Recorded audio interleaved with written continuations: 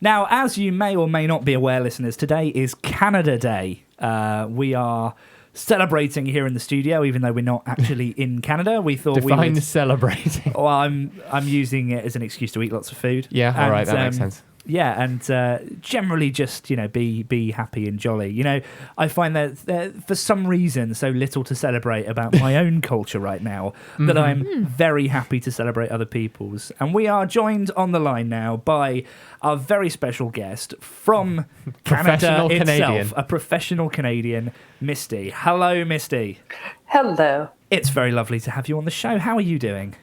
I am doing quite well, thank you. And it is very lovely to be on the show as a long-time listener. Misty, you've been a listener for some time. Well, for a long time. I can't remember a time when I wasn't seeing Misty coming up in the Geekly chat and everything every other Friday.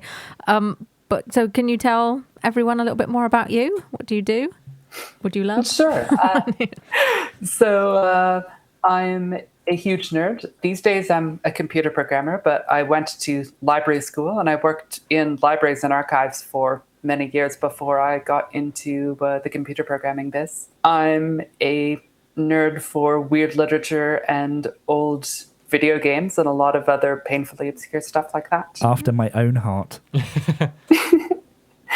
So, libraries and archivists, tell me a bit more about that world. That sounds fascinating. I don't think other than my school librarian days, I don't think I've really know much about that world. So I've worked mostly in archives, which is preservation and cataloging of original records. So unlike libraries, which is mostly focusing on published material, things that exist in multiple places, archives are more about original records that people or institutions created in the process of doing their business in their day-to-day lives or day-to-day operations. And what was the most interesting thing that you uncovered or were responsible for in your days working with archives? So I've done a lot of work on digital preservation. So I've spent a lot of time dealing with a lot of weird and interesting digital media. At my last job as an archivist, I was working for a company that actually worked with a lot of other archives. And that meant that I saw quite a lot of things that were in people's collections. Anywhere from people who had large collections of original video games, like source code, to famous video games that you would have heard of, and all of their original source assets, to weird video formats taken directly off of digital videotapes and all that kind of thing, and dealing with all of the different preservation concerns and just questions and figuring out how do we actually cope with all of this stuff. That sounds amazing. It is amazing. Yeah, I'd have been like a kid in a candy shop with that stuff. That's amazing. I love looking at all of that old stuff and preserving old things. I have a huge collection of retro technology and boxes of old software dating from the early 80s through to present day. I mean, part of your website is built in front page 1995. That is true. That is very true. I do enjoy that. I still run and maintain a web ring, which is harping right back to the 90s. But what would your advice to me be then, Misty, to properly take care of and archive all of these things? Because obviously, I don't want to give up my collection of stuff. It's very important and very valuable to me. What are your top archivist tips for me to keep my stuff safe and well preserved? Migrate your media to new media. No individual piece of storage hardware is going to last forever. So make sure that you're migrating things onto new media and onto something that you can continue to move forward over time. So if you have boxes full of floppy disks, those are probably at the highest risk of dying and not being readable anymore soon. But migrating all of those onto modern media is going to be a lot easier to sort of keep moving forward onto something that's still fresh and at a low risk for immediate damage.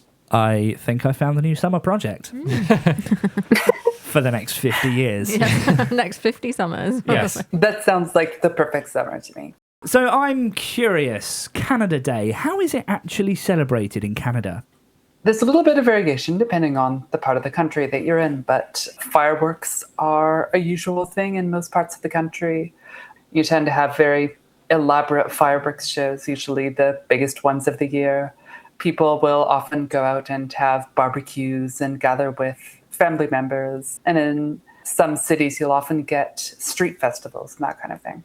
That sounds really lovely. But in a country like Canada, where there is such a huge French-speaking populace as well, is there much difference between the kind of the culture, or even between in the food in these different areas? There is a lot, and the language is very regional. So we often think of Canada as being bilingual, but there's actually only one province that's bilingual. Each province has its own official language. So most of the provinces have their language as English only. Quebec has French only, and New Brunswick is bilingual. Oh, wow. So you get this really big difference depending on the part of the country that you're in. Parts of Quebec can be harder if you don't speak French. In parts of Quebec, people are still fine around Anglophone, but in other parts of Quebec, people can be a bit frostier if you don't speak French. But for the most part, people in most of the country are the stereotypical warm and welcoming Canadians, which is a reputation that I'm really quite happy we live up to. And I suppose if you don't speak French, you can always let the funky music do the talking. So I think the perception is that things in Canada, like food and culture, are very similar to the US, certainly to people that aren't in Canada or the US. But culturally, I understand there are huge differences, and food is one of those. So what is the kind of the food situation like in Canada? So the stereotypical Canadian food is rich and hearty and really probably pretty dramatically unhealthy in incredibly delicious ways. You had me at rich and hearty. And incredibly unhealthy. Oh, yes. Keep talking, please. This is like music to my ears. A lot of the most stereotypical Canadian foods are very working class foods, so you get a lot of those properties to them that you get from the classic American stuff like your hamburgers and fries or whatever. Probably the most famous Canadian food is poutine, which I think you've even heard of over there in the UK, have you? So it's not commonly heard of. I had not heard of poutine before until I saw you mentioning it on Twitter a little while ago. Now, we have very similar dishes here, but can you just explain for the listeners, what is poutine? So poutine is fries, as we call them over here, in gravy and topped with cheese curds. So now that does sound very good. And the concept of chips and gravy here, or fries and gravy. Chips and gravy. Yeah, I mean, it wouldn't be fries. I mean, for us, fries are very thin, so thick chips, so thick fries, like steak fries, chips, you might call them. Those with a gravy or a curry sauce or something, that is a hugely popular thing in the UK. Mm-hmm. It's a very northern thing. Yeah, and typically it's a thing from the north of England, but we don't tend to have them then with cheese on the top. But for you in Canada, that's a proper dish. It's a proper dish. And I must say it's a bit funny that the quintessential French-Canadian dish is a variation of a Northern English dish. It's a bit of a strange connection there. Well, who'd have thought it? We export things to other countries and import things back. You'd almost have forgotten that this week. Yes. Yes, that's right. No, I don't think you probably don't have cheese curds up there, would be my guess. So I'm not sure if you know what they're like, but they're like, the texture is very different from your typical cheese. It's not just like chopped cheese or melted cheese or whatever on top. I'm Googling cheese curds. Yeah, so we don't tend to use cheese curds in cooking here in the UK. We love our cheddars. We very typically have the cheese, not the cheese curds. Yeah, the cheese curds, as far as I can tell, is kind of an East Coast Americas thing. A couple of states in the US and Quebec. So it's this very kind of dense, very chewy and squeaky kind of thing, and it doesn't melt. Ooh. Now that does sound quite nice. I was thinking it might be a bit like halloumi, because that doesn't melt. That doesn't melt, yeah. Squeaky cheese. Yeah. And it's squeaky. It is squeaky. A very different flavor, but there's definitely some similarities going on there. Yeah, but the lack of availability of curds elsewhere is kind of one of those things that has kept poutine within Canada so far. I know in Australia there's this place, the Lord of the Fries, that makes what they call poutine, and it has melted cheese on top. And it's a Canadian. There's just a certain amount of groaning, and that's just not done. And of course, everyone knows that if you eat at the Lord of the Fries, you can only eat whilst holding the conch. So. So are there any other big food differences? I mean, other than poutine, what would you say if I were coming to Canada and I said, okay, I would like a real Canadian experience? What would that meal look like? So a lot of these things are really regional. Some of this stuff has started moving nationally. Like, it used to be not that long ago that poutine could really only be gotten in Quebec, but now poutine is pretty much everywhere. But there's still some things that you can only get in certain parts of the country. So for me, something that is a back home treat that I can't find anywhere else is donaires, which are native to Halifax. So I'm curious, what are these magical sounding things? Do you have doner kebab over there? With the rotating spit that you shave the meat off and all that kind of thing? The sort of nondescript hunk of meat. Hospital waste. Yeah. Hospital waste, lovely. Is a very good way of putting it. So it's a variation on that with a bit of a different kind of meat and a unique sauce that is a creamy vinegar-based sauce that you don't get in any other version of the doner kebab. Oh, wow. Okay. Canada sauce.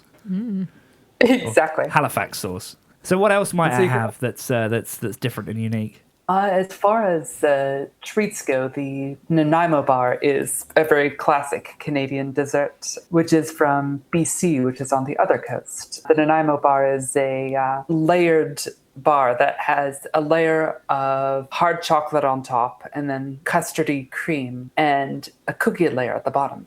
Ooh. That sounds amazing. They're really good. BRB, moving to Canada. Yep. I think we're going to have to do that because certainly this food is sounding fantastic. Yeah, let's just do the next series from Canada. From Canada. Yeah, why not? We'll jump on the Geekly jet. Yeah, which we have had on standby since the referendum result. Yes. And so you're talking about everything being in the process of falling apart in your country. Reminds me a little bit of how the Canadian Archives world has kind of been falling apart for the past few years. And as you might have heard, we had a Conservative government recently that we voted out not that long ago that were kind of a terrible lot. And one of the biggest things that they did was slash the funding of our Library and Archives Canada by a huge amount and eliminate the programs that dealt with cross-Canadian archival collaboration, which led to a huge amount of disarray as all of the National Archives organizations just started falling apart all at once. And with this total void of leadership where our National Archives used to try and lead the rest of the country, it's been a bit of a mess that we're only sort of starting to recover from at this point. Well, that sounds like it's been a tough time for archivists and librarians in Canada. Is there anything people can do to get involved? Anything that we can do to help? Well, if you're Canadian, try and find your local archives and donate to them. A lot of archives in Canada lost a big part of their funding a few years ago, and many people are still kind of struggling to try and fill those gaps. Find community archives and donate money to them. And I suppose if you're not Canadian, find a Canadian and tell them to donate to their local archives. That's right. She'll register findacanadian.com and we will make that happen.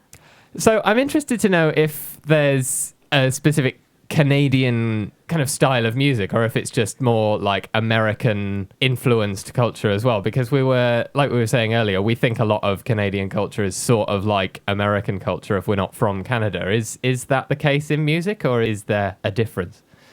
In terms of pop music, that's pretty much accurate, just because the industries are pretty closely connected. So when you get like a Canadian star making it big, like, I don't know, Justin Bieber or something, it's because they've made it big in America as well. You do get folk music having more of a difference between parts of the country, and there's a lot of popular Quebecois music that doesn't get as much play elsewhere. Stylistically, it still tends to be pretty similar to American pop music, but you get a lot of different stars down there who perform mainly in French.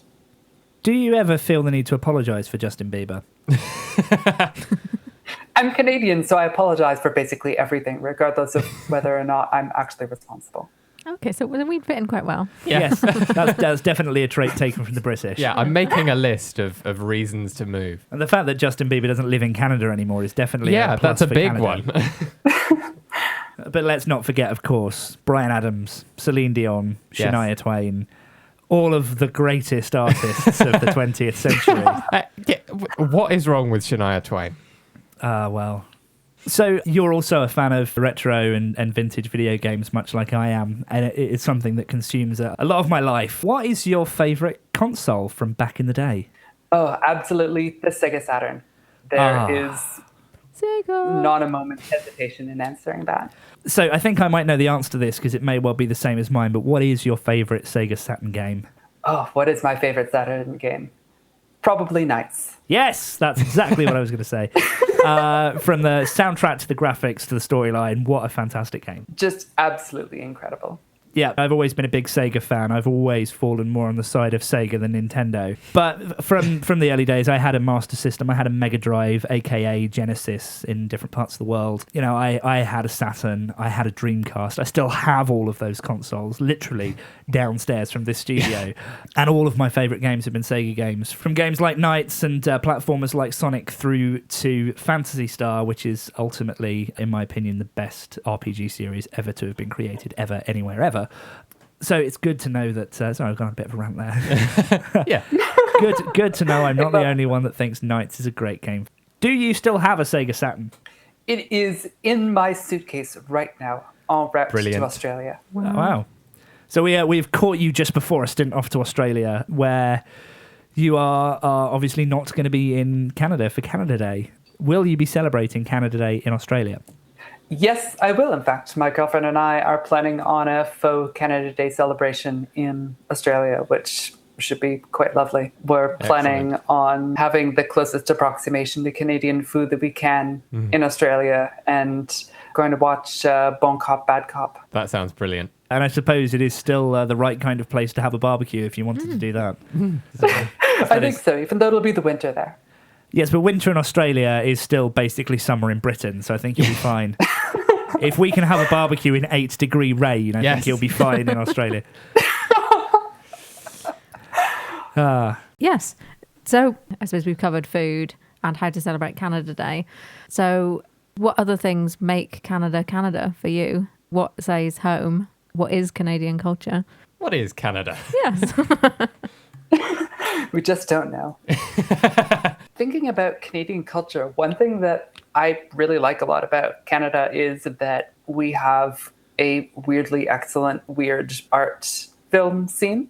I think a part of that is because the Canadian government has done a really good job of trying to support Canadian art, and they're usually not trying to force people to make big commercial stuff. So you tend to get government support for these really weird, quirky, and very Canadian things that wouldn't get made otherwise. We actually have a government-run film studio called the National Film Board.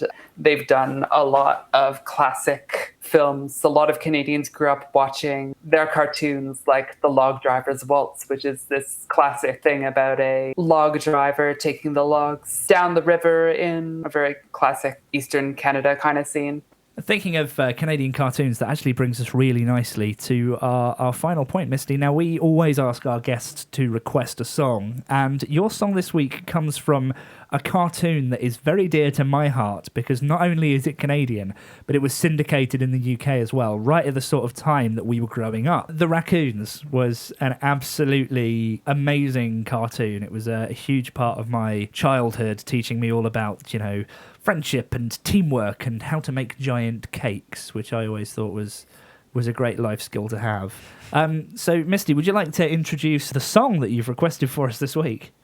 Absolutely. This is a beautiful piece of 80s trash. Run With Us by Lisa Lougheed. I love this song to death. Please enjoy it. Thank you so much for taking the time to come on and do the interview with us. Be our Canadian for the day. Oh, thank all of you. And here it is, Run With Us.